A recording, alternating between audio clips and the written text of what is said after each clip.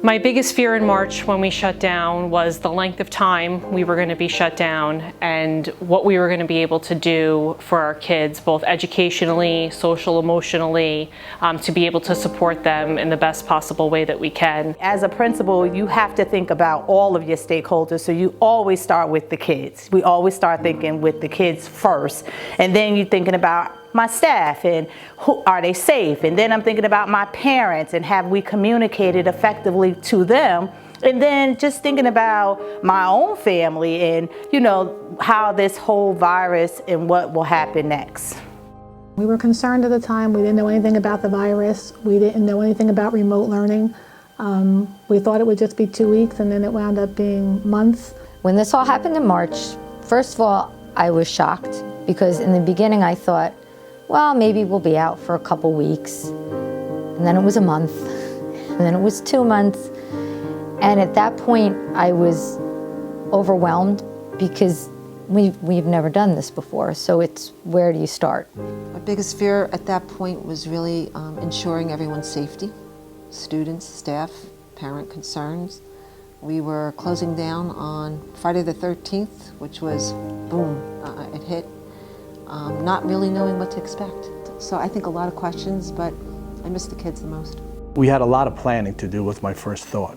And we immediately started meeting with teachers to see how we were going to implement this as smooth as possible and have our students prepared while they were home. Originally, it was for a 2-week period, and that's what we planned for. I think because we have the little ones, they're 3 to 5, I think, and that kind of that instinct that is everyone okay? Is everyone getting everything that they need? Now they're home. We knew some families were in a financial situation, getting out the word about breakfast, lunch, that they could get those meals. It wasn't just the educational piece, it was also worrying about them emotionally as well. I was surprised. I guess I was an optimist because I thought we would be back in 3 weeks. And the school is too quiet without them here. So I really would like to see their beautiful faces and like to hear their beautiful voices. My biggest fear was the safety for the kids and my teachers. Of course, we thought we were going to be back in 2 weeks. We thought we were going to be back in a month. So for those months that we were out, we constantly had that hope that maybe we'll be back in a month. Maybe we'll be back next week. And that hope, though, kept us going.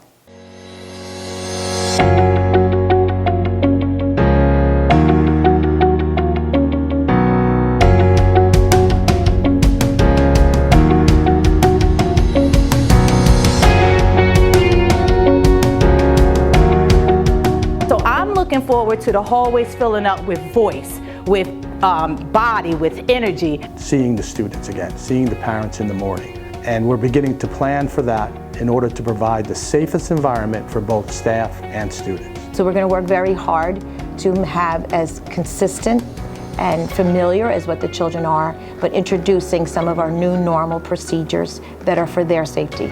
I miss the children every day, every day. It's things like that, that constant interaction with the children every day and the staff. What I miss the most, the camaraderie. I'm more excited about just the kids being able to socialize. It's going to be different. See them every day on a screen and they wave and they say hello, but just having that interaction with them and spending time with them and making sure that they're learning, that they're safe, and that they're healthy. So to me, this is like the first day of school. Seeing the children walk down the hall and say good morning, and everything that comes with loving being a principal and loving being in a school. I can tell you I go into Google Classrooms every single day, and you can see the kids are holding up signs, I love you, I miss you, when are we coming back? There's an energy there from the kids that you say, oh my goodness, we're looking forward to having the kids back in school. The one thing I enjoy the most about being a principal is having children in the building. It's lonely. A school is not a school without children in it.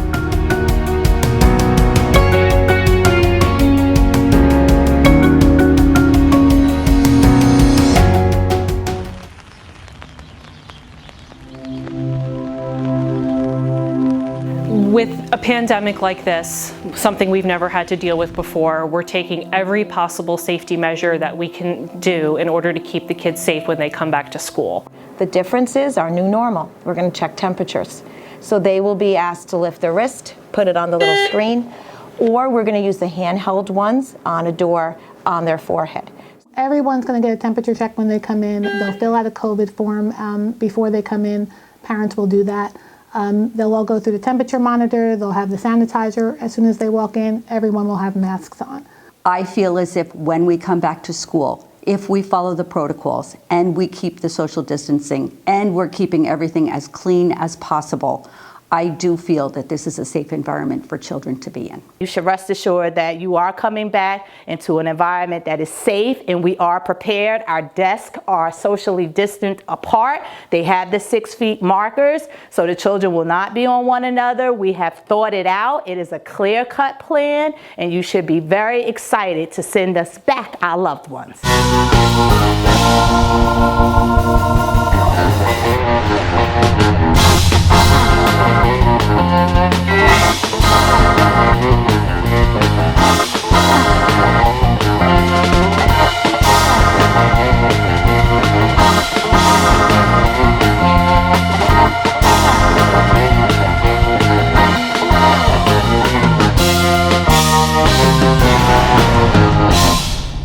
Custodians are following the proper cleaning protocol. They have a protocol that they're getting from Buildings and Grounds. I feel that our district has put many excellent protocols in place.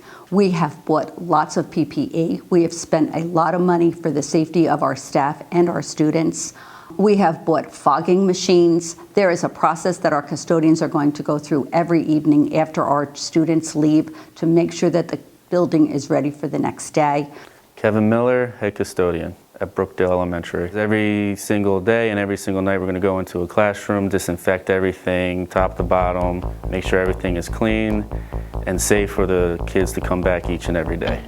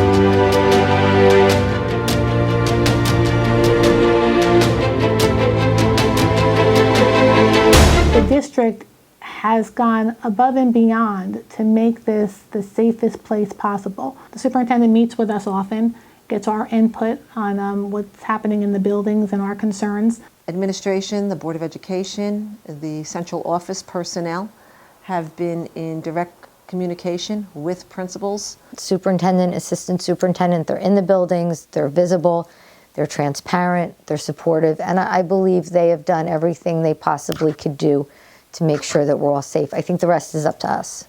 We're very fortunate to have a very cohesive elementary group of principals that we meet regularly on a weekly basis, and we touch base just on things that are happening in the buildings, bouncing ideas off of each other, trying to make the procedures and the protocols as easy and as safe as we can.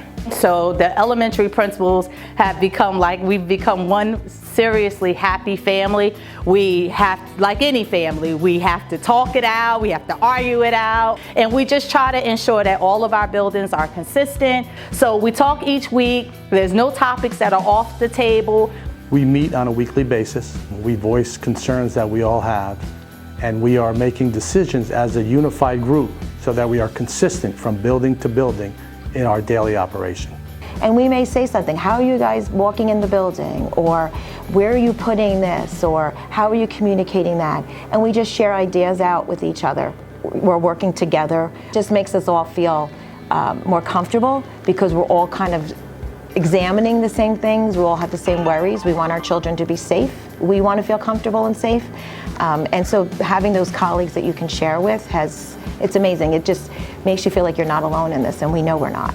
it's very advantageous. So we meet once a week. Actually, in the summer, sometimes we were meeting twice a week. And we were all discussing what we should do in general, and then we all went off of that for our own individual buildings. But it was very good that we're kind of all on the same page for all the major things, and then we could adjust as each building needed. And we talk about all of the issues that have come up that teachers have given us or parents have expressed concerns about, and we try to figure them out together. Of course, they're not going to be exactly the same because every building is different. I mean, every building's unique, so the plan's going to be slightly different depending on what building you're in, but the basic idea and the basic outline of the plan, we're trying to be consistent. There's a lot of communication on a consistent basis. COVID-19 has thrown us all for a loop. There is no playbook. So we always know that there are going to be problems that arise. And when we have problems or issues, we meet as a group and we discuss them, because what happens at Oakview could possibly someday happen at Watsessing or Carteret or Brookdale. So things that are going to happen, we need to be prepared for. And we discuss it, we come up with some pretty good solutions. It's a phenomenal group when you're talking about brainstorming. Perhaps I didn't think of something and somebody else does. We do take turns in doing various things. Sometimes it might be something that's something written or a scheduling issue, and you have a lot of talent amongst those elementary principals, so we tap into the talent.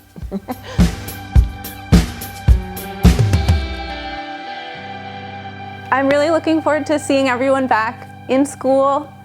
I guess when we first come back to school, it will be a lot of learning the routine. So there'll be signs up around the classroom. We'll practice a lot. Because there'll be fewer kids, it will be much easier to kind of keep an eye on what everyone's doing and make sure that everyone is following the protocols in that way. Our kids belong in school, and we need that socialization. My kids need to be in the classroom.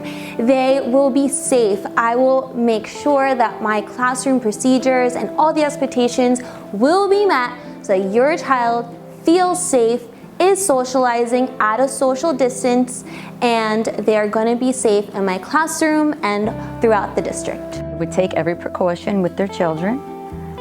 Their children would wear a mask. We would try to keep them 6 feet apart.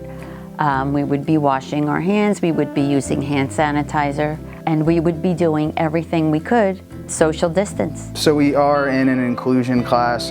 We do have some extra adults on hand that will be extremely helpful in helping ensure that we're keeping everyone safe and distant, and making sure they're wearing their masks and sanitizing and things like that. The kids will come in and they'll sanitize their hands. They'll be sitting 6 feet apart at the tables. We'll sanitize the tables. They won't be sharing any supplies. They'll have their own. And a lot of the hands-on materials, they'll have their own as well. We work with our supervisors, and we have nurses meetings so we can collaborate and brainstorm on what's the best procedures. You know, you can see somebody smile through their eyes. It doesn't have to be just their mouth. I'm just so excited to see them. My kids, just the energy that they get off, just seeing them get off the bus every day. I don't want to cry. Oh my gosh. It's okay to be scared. It's natural to be scared, because when you don't know what's out there or what's gonna come, the appropriate response is fear, is to be scared. We are always going to be putting our students and our staff safety first. But we have things in the building that have been put in place so that both students and staff can feel safe, because safety is always going to be a #1 priority. I feel like teachers are creatures of endurance. They endure anything. So I feel that it's going to be a challenge. It's going to be different. But guess what? There's going to be a new normal, and we're going to get that together.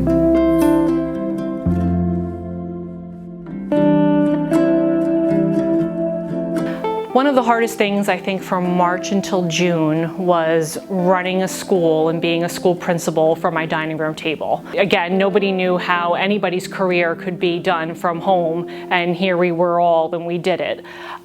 So I think one of the challenging things for me was missing those connections. Okay. Anything else you want to cover? I can't wait for everybody to be back. I miss everybody. So parents, rest assured that our building is definitely safe and our little darlings are going to be safe in our care, and that it is okay to send them back to us. You should rest assured that it isn't a Berkeley doing one thing and an Oakview doing another. We're all really working together, so the plan is consistent across the board. So we are all working collaboratively. And with that being said, there may be some things that we will need to do differently at Berkeley, but the overall gist of it will look very similar. Berkeley! Ultimately, people have to make a choice where they're most comfortable.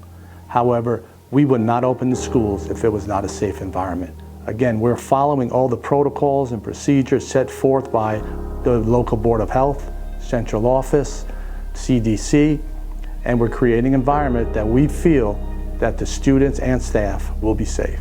I know parents are concerned, and when I put my parent hat on, I can't help, but I understand why they're scared, right? They're leaving us their most precious thing, most precious than their children, right? And they're trusting that when they leave their children here, their children are gonna come home to them safe, right? And I understand that, but we also have families waiting for us at home, and we wanna get home safe. So safety has to be number one. So we have to find a way that we balance everyone's safety, but properly educating children. So it's not an easy balance, but that's what we're working for. That's just all we can do. We're doing everything that the state is requiring, that the district is requiring. I'm a mom, I'm a grandma. I'm being a little more cautious myself because I have kind of that background where is everything okay for everyone? And again, we have the little ones. I don't think we're going to have a problem. I'm also working with other districts, and I'm talking to other districts. What are you doing in your preschools?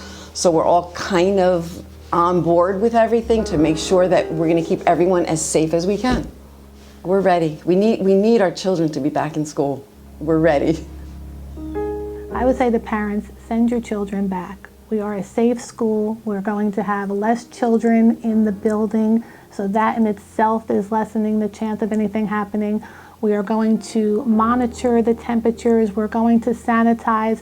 We are going to keep this building clean, and your children need to be back and socializing. They want to be in school.